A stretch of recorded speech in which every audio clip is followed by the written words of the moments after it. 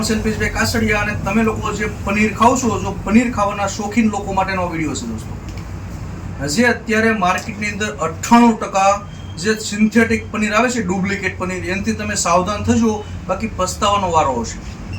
અત્યારે માર્કેટની અંદર જે પનીર ખાય છે લોકો, ઘણીવાર પીઝા ખાતા હોય, જે સેન્ડવિચ છે, જે પનીરનું શાક છે, અમુક વસ્તુમાં જે પનીર લાવે છે માર્કેટમાં લૂઝ પનીર, એ દોસ્તો ડુપ્લિકેટ હોય. તમે રોજ પેપરમાં વાંચતા છો.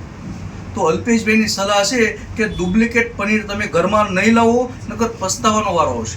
આ વિડીયો ખૂબ શેર કરો અને શાંતિથી સાંભળજો. મારા ઘણા એવા ડૉક્ટર મિત્રો છે જે એમડી ડૉક્ટર છે અને જે ઘણા હાઈ લેવલના જે ઉષા ડૉક્ટર છે, એની સાથે મારે ઘણીવાર વાત થતી હોય. એ લોકો મારી પાસે ઉષા ફોન વાપરતા હોય અને મારી પાસે રિપેરિંગમાં આવતા હોય ત્યારે દુકાને ઘણીવાર વાત કરું ડૉક્ટરની. મને કે અલ્પેશભાઈ, જે કેન્સર જેવી અમુક ઘાતક બીમારી થવાનું કારણ છે મેઇન વસ્તુ પનીર. કોલેજની અંદર જે ભણતા છોકરા અને છોકરીઓ છે દોસ્તો, બે હદ પનીર ખાય છે, એના માટેનો વિડીયો છે. સાવધાન થઈ જજો, બાકી પસ્તાવાનો વારો આવશે. ઘણા મારા ડોક્ટરો મિત્રો મને સલાહ આપતા હોય, મને કે અલ્પેશભાઈ, આજના યુવાનો જે પનીરની પાછળ સસકો લાગ્યો છે, એક સમય પસ્તાશે. તો મેં કીધું ક્યારે પસ્તાશે? તો કે જ્યારે લગ્ન થશે ને ત્યારે બાળક થશે નહીં. કેમ કે અમુક જે પનીરના એમાં કેમિકલ દોસ્તો ઘાતક આવી ગયા છે, એના અમુક શુક્રાણુ હોય ને, એ દોસ્તો અંદર જ મરી જાય. તો પછી બાળક પેદા કરવામાં તમે એટલા પસ્તાશો અને જે મેડિકલમાં દવા ના અંતે તમે વાત જવા દો. તો અલ્પેશભાઈની સલાહ પ્રમાણે બને ત્યાં સુધી યુવાનો જે કોલેજ કરે છે, છોકરા છોકરીઓ, એ પનીરથી દૂર રહ્યો. કેમ કે માર્કેટની અંદર જે એવા કેમિકલ વાળા પનીર આવી ગયા છે દોસ્તો, બહુ ખાસ રાખજો. ઓરિજિનલ પનીર વસ્તુ અલગ છે. તો તમને એમ થાય ઓરિજિનલ અને ડુપ્લિકેટ પનીરમાં ખબર કેમ પડે? કોઈ પણ પનીરનો ટુકડો લઈને હાથમાં તમે મેસળી નાખો ભૂકો થઈ જાય, એ ઓરિજિનલ પનીર હોય. અને આમ કરતા શિગમ જેવું થાય, શીકણું સમજવાનું કે ડુપ્લિકેટ પનીર છે. ડુપ્લિકેટ પનીર શેનાથી બને? તમને ઉતરતું છે અલ્પેશભાઈ, ડુપ્લિકેટ પનીર શેના? જે ડુપ્લિકેટ પનીર છે દોસ્તોને સિન્થેટિક પનીર કહેવાય. એ ડિટર્જન્ટ કેમિકલ છે, ડિટર્જન્ટ અને સાબુ છે, યુરિયા છે, એવા ઘણા એવા સલ્ફ્યુરિક એસિડ છે, આ બધા કેમિકલો છે. આ બધું તમને કેમિકલો નામ દઉં છું. આ કેમિકલ ભેગું થાય ને દોસ્તો, ત્યારે બધું બનતું હોય. એ હજારો કિલો ટન માટે તમે રોજ ન્યૂઝપેપરમાં વાંચતા હશો કે હજારો ટન પનીર માર્કેટમાં. જો તમે ઘરે પનીર દોસ્તો લાવતા હોય તો લૂઝ પનીર ક્યારેય નહીં લાવતા. કંપનીનો અને બ્રાન્ડેડ પનીરનો ઉપયોગ કરો. પણ મારી એવી સલાહ છે કે 2026ની અંદર બધા નિયમ લેજો કે એક દિવસ આ વર્ષમાં કોઈ પણ વ્યક્તિ પનીર જ નથી ખાવાનું. કેમ કે નકર પસ્તાવાનો વારો. અને બીજું કે ગર્ભવતી મહિલાઓ છે અને બાળકો છે, એના ઓરિજિનલ કે ડુપ્લિકેટ બંને પનીરથી દૂર રહેવું. ઘણા માર્કેટની અંદર એવા ડોક્ટરો છે જેને ખબર છે વાતની, પણ આ તો નથી કહેતા કે ઘોડો ઘાસ છે દોસ્તી કરે ખાય હું. એટલે આ તો હું મારો ધંધો નથી, આ છતાં હું આ વિડીયોના માધ્યમથી બતાવું છું. નકર ઘણા એવા મોટા સજ્જન ડોક્ટરો છે, એને ખબર જ હોય, પણ છતાં એ વિડીયોના માધ્યમથી લોકોને જાગૃત નથી કરતા. હું તમને કહું છું કે બને ત્યાં સુધી સાવધાન થજો. સિન્થેટિક પનીર ક્યારે પણ ઘરમાં નથી લેવાનું.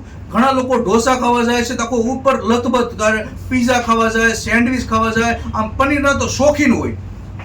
પનીરના શોખીન યાદ રાખજો કે છોકરા અને છોકરીઓ જે કોલેજ કરતા યુવાનો છે, એ જ બહુ ખાય છે.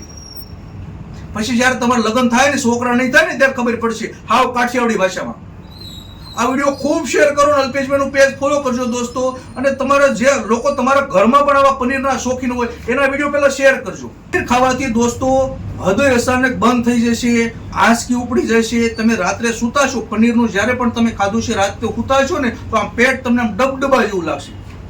તો બને ત્યાં સુધી પનીરનું શાકથી તમે દૂર રહ્યો.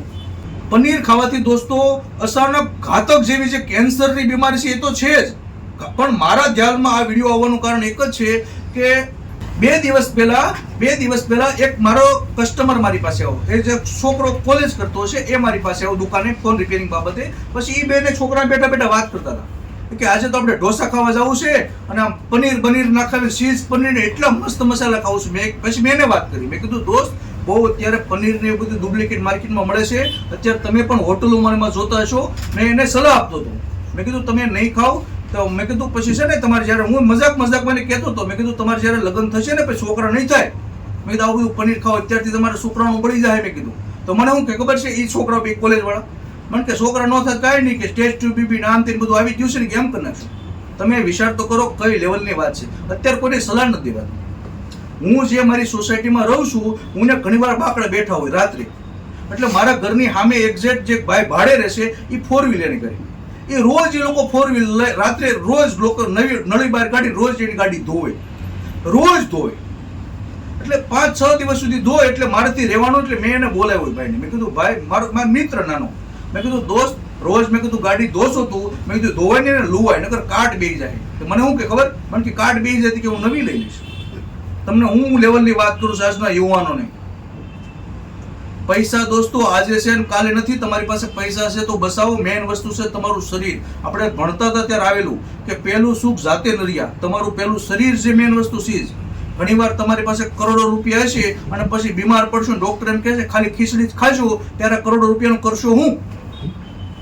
તો મારી નમ્ર વિનંતી છે કે જેવી તેવી વસ્તુ પેટમાં નાખવી નહીં. ખૂબ ખૂબ ધન્યવાદ. આ વિડીયો ખૂબ શેર કરો અને બધા જ મિત્રો કોમેન્ટ કરજો કે આની અંદર કેવા કેવા કેમિકલ આવે છે. તમારા કોઈ એકવાર ડોક્ટર મિત્રો હોય ને એકવાર તો પૂછજો કે હકીકત અલ્પેશભાઈ કે સાચું છે ખોટું છે.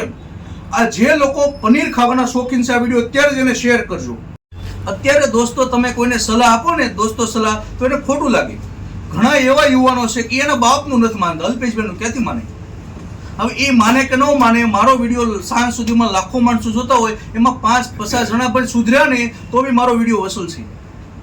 એટલે ખાસ નમ્ર વિનંતી છે કે આ વિડીયો શેર કરો અને અલ્પેશભાઈનું પેજ ફોલો કરજો. ખૂબ ખૂબ ધન્યવાદ. नकली पनीर को देखो ये लोग किस तरह से बनाकर बेच देते हैं और हमें इस बात का पता तक नहीं चलता। सबसे पहले दूध से भरे ड्रम को इस कंटेनर में डाला जाता है जिसमें केमिकल भरा गया होता है, जिससे दूध अपने आप केमिकल से रिएक्ट करके फूलने लगता है और एक छोटे ड्रम वाले दूध से करीब 500 किलो पनीर बनकर तैयार हो जाता है।